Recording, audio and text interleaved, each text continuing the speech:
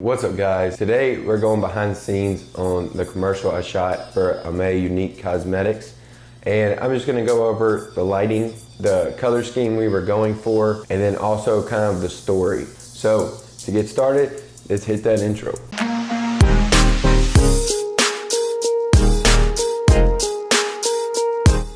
So the very first thing I want to start off with is location, because location is, I'd say, number 2 important besides lighting. So location was Celtic Studios, which is in Baton Rouge. It's a film house that serves as stages for big companies such as like Universal or Paramount. If they need to come to Louisiana to shoot, that's where they go shoot. A lot of Twilight was shot there and stuff. But we rented one of the stages, and pretty much the idea behind the shoot was every woman is a queen. And so we wanted pretty much, of course, we couldn't fit them all in, but we wanted every race of woman and then every type of queen. So, you know, in the story, it is explained, and then I also put in text in case it wasn't noticed. But the overall color scheme for this was gold and black. And the type of lighting I used was 5600 Kelvin, which is daylight. It's a very clean light. So I had 3 5-point light setup if you count the quasar tubes. But to start off, I used the Aputure 120D for an overhead light, which was rigged on a C-stand overhanging the light dome attached to it. And then as my key lights, I used 2 Amaron LED panels from Aputure, which worked fantastic. They did what they were supposed to do. And then the other 2 lights were quasar tubes, one on each side of the throne to give it a different look.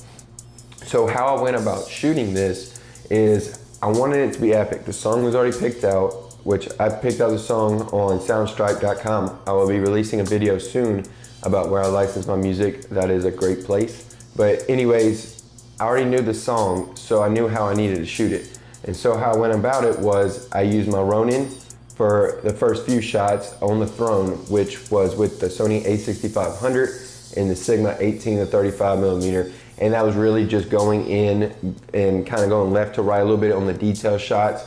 And then what I do is I shoot it 4K 24 and then 60 1080. So that was like the basics of it. And then I kind of realized, I was like, in the middle of the shoot, I need more to make it more interesting. So we moved the throne, and I remember thinking about YC Imaging posting a music video where he took this gold fabric and stretched it in the background behind the artist, and then also kind of moved it, and I thought that was the dopest thing I've seen. Our caterer of the shoot, she was using those for the tables. It was like a gold glittery fabric. She was using those, and so we just grabbed one of those, had 2 people stand behind the model, stretch it out, and then kind of fan it to add that effect when I was shooting slow motion. So when we were doing that, I was standing up going handheld with the Sony a6500 and the Sony 55 Zeiss 1.8, which turned out really dope. I did the same formula as I did on the Ronin. I shot 4K 24, and then I shot 60 1080. I couldn't get away with 120, it was just too dark, and I wanted to keep it dark, but I did not want to lose any quality. So I had to go with 60 frames per second. But this shoot all around turned out great. We had the celebrity Big Frida. She's on the hook for Nights for What with Drake, Beyonce, Formation. She's done a lot of stuff. What we wanted to say was all women are queens. And I think we did that successfully in this commercial shoot. I think it went great. It was a 10-hour shoot. It was a long day. But, you know, with good clients, brow, catering, everything, so it wasn't miserable. I had a great time on this shoot. I had fun. I was just felt like I was killing it. It was great. And normally I don't say that because I'm a hard critic on myself.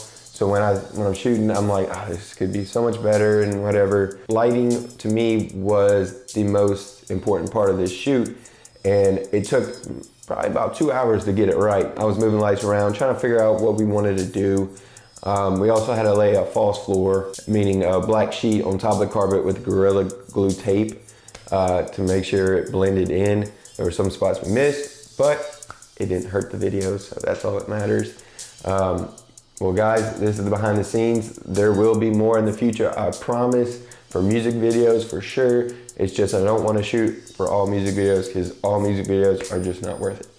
But I will let y'all in on the projects that are. Got some coming up. So anyways, guys, y'all have a great day. Keep creating. Don't forget to subscribe, like, and share if you enjoy this content. And then also head to my Instagram because I post there every day. So see y'all later, guys.